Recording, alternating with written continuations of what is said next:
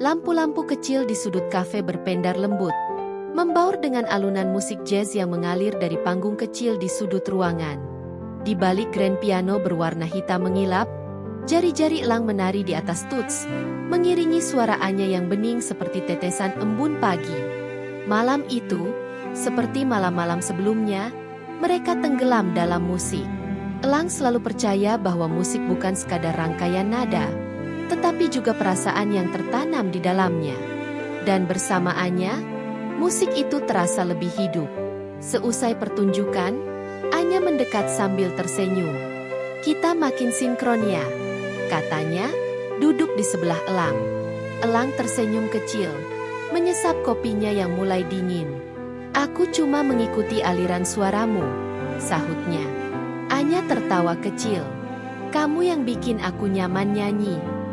Mereka sudah bertahun-tahun bermain bersama, dari kafe kecil, festival musik, hingga pertunjukan eksklusif. Mereka bukan sekadar rekan musik, tetapi juga teman berbagi mimpi. "Elang," suara Anya terdengar ragu. Aku dapat tawaran untuk rekaman di Prancis."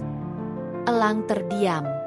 Hanya dentingan gelas dan percakapan lirih pengunjung lain yang terdengar. "Kapan?" tanyanya akhirnya. "Bulan depan."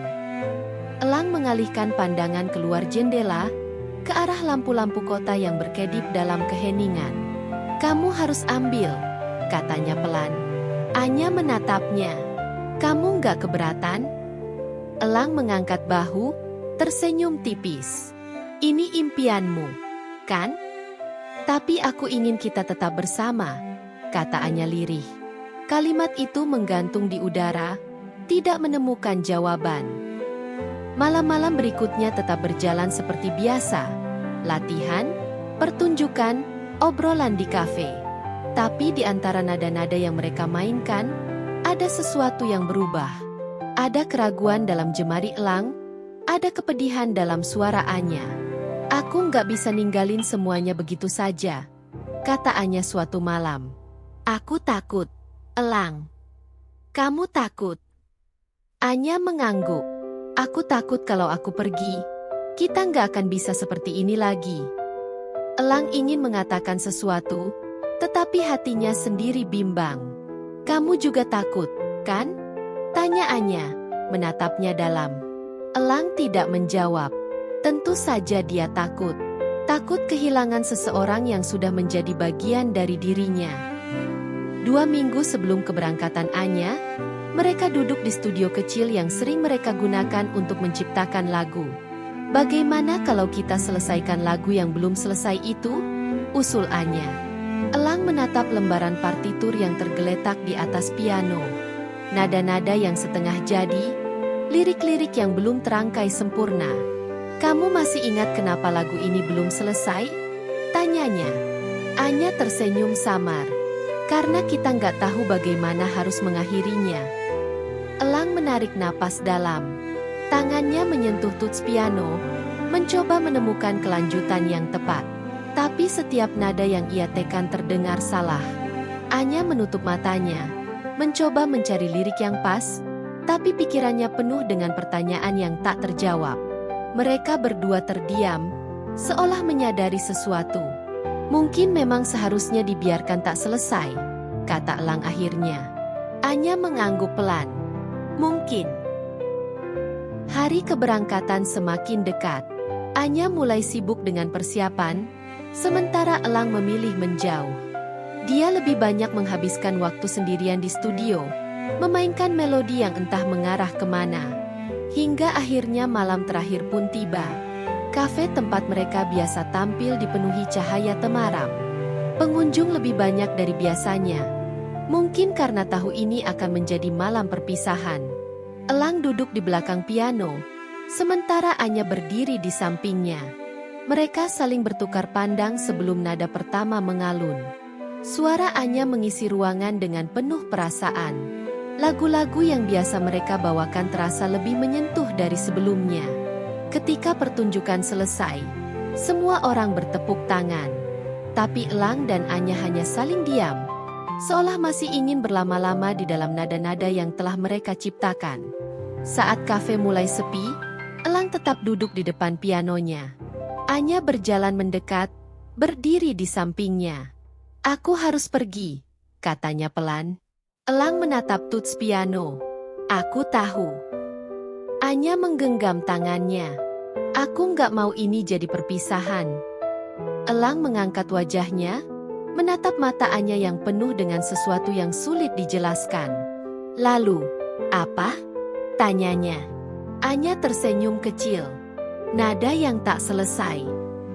Elang menggenggam jemari Anya, mengingat setiap detik yang mereka lalui bersama. Malam itu, mereka memainkan lagu terakhir yang belum selesai. Tapi kali ini, mereka tidak mencari akhir. Mereka hanya membiarkannya mengalir. Seperti perasaan yang tak pernah benar-benar bisa diungkapkan. Dan ketika nada terakhir menghilang di udara, Anya pergi. Elang tetap duduk di depan pianonya, menyadari bahwa dalam seluruh perjalanan musiknya, Anya adalah nada terindah yang pernah ia miliki. Dan kini, ia harus belajar bermain tanpanya.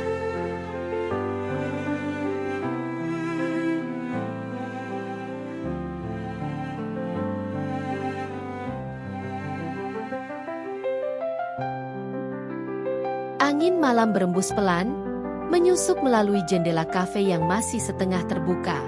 Elang tetap duduk di depan pianonya, menatap kosong ketuts yang telah ia mainkan ribuan kali. Tangannya masih terasa hangat, seolah jemari Anya baru saja menggenggamnya. Tapi itu hanya ilusi, sebab Anya sudah pergi. Para pengunjung telah lama bubar. Hanya ada suara pelayan yang sibuk merapikan meja dan suara jam di dinding yang berdetak pelan. Elang menghela napas, menyandarkan tubuhnya ke kursi. "Apa aku seharusnya menahannya?"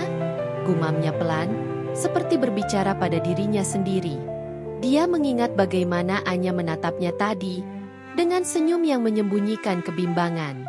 Dia bisa saja berkata sesuatu, melakukan sesuatu, tapi nyatanya, ia hanya membiarkan Anya pergi, seperti lagu mereka yang tak pernah selesai.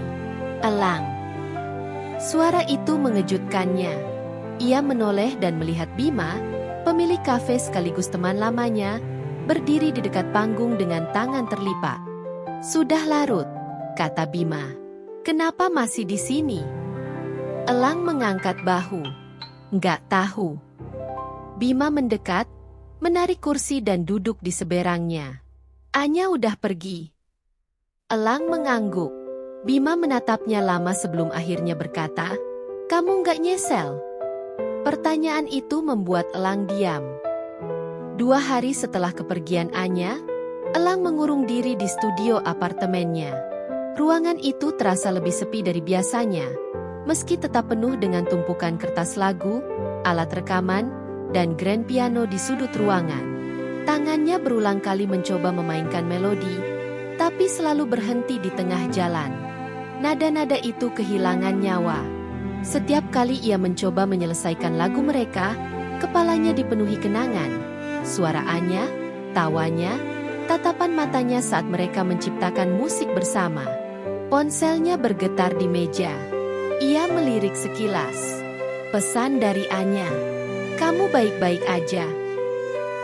Elang menatap pesan itu lama, sebelum akhirnya meletakkan kembali ponselnya tanpa membalas. Dia tidak tahu harus menjawab apa. Seminggu berlalu. Kafe tempat mereka biasa tampil terasa berbeda tanpa kehadiran Anya. Elang masih datang ke sana, tapi kali ini hanya sebagai penonton. Di atas panggung, seorang penyanyi lain menggantikan Anya. Suaranya bagus, tetapi tidak memiliki kehangatan yang sama. Bima duduk di sebelah Elang, menyesap kopinya.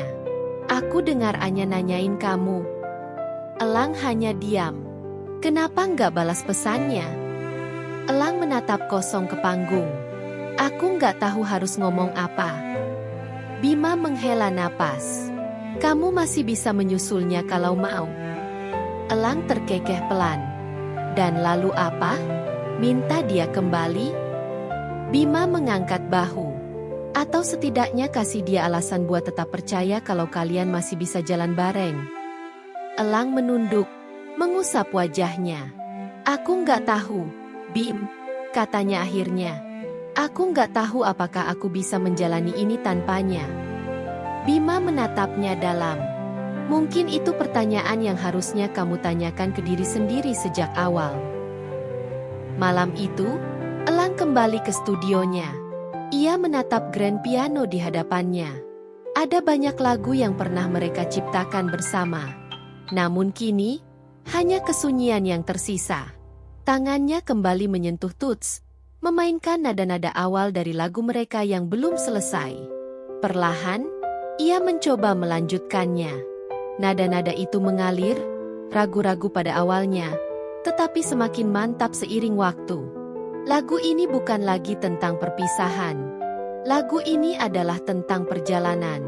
Ia tahu, lagu ini mungkin tidak akan pernah sama tanpa Anya. Tapi untuk pertama kalinya, ia merasa bahwa ia harus menyelesaikannya. Bukan untuknya, bukan untuk Anya, tetapi untuk mereka berdua. Dan mungkin, suatu hari nanti, Anya akan mendengarnya. Lagu yang akhirnya selesai.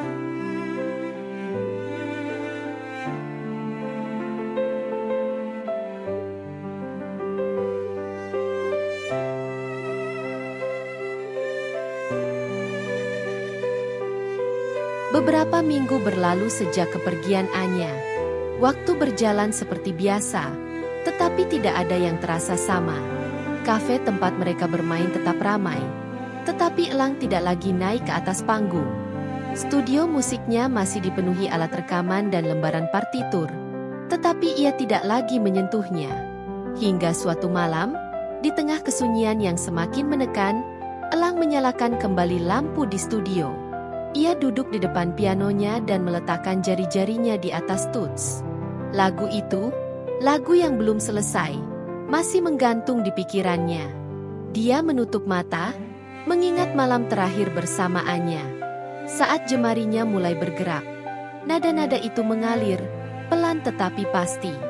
Untuk pertama kalinya, Elang tidak memikirkan apa yang hilang. Ia hanya membiarkan musiknya berbicara. Dan perlahan, lagu itu menemukan akhirnya. Suatu sore di kafe, Elang duduk di sudut ruangan, menatap panggung kecil tempat ia dan Anya dulu sering tampil.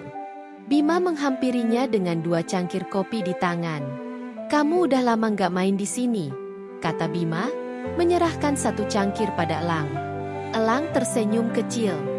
"Nggak ada yang ngajak duet." Bima tertawa. "Kamu bisa main solo." Elang menggeleng pelan. "Bukan itu masalahnya." Bima menatapnya lama sebelum akhirnya berkata, "Kamu masih mikirin Anya, kan?" Elang hanya diam, menyesap kopinya. Bima menghela napas. "Kalau gitu, kenapa kamu nggak kasih tahu dia?" Elang mengangkat alis. "Ngasih tahu apa?" Bima tersenyum samar. "Kalau kamu akhirnya menyelesaikan lagu kalian." Malam itu, Elang duduk di studionya, menatap rekaman lagu yang baru saja ia selesaikan. Ia mengambil ponselnya, ragu sejenak sebelum akhirnya menekan tombol rekam suara. "Hai, Anya." Suaranya terdengar sedikit gemetar. "Aku akhirnya menyelesaikan lagu kita." Ia menarik napas dalam sebelum melanjutkan. "Aku nggak tahu apakah ini yang kamu harapkan. Tapi aku ingin kamu tahu, bahwa meskipun kita nggak lagi bermain bersama, musik kita nggak pernah benar-benar berhenti."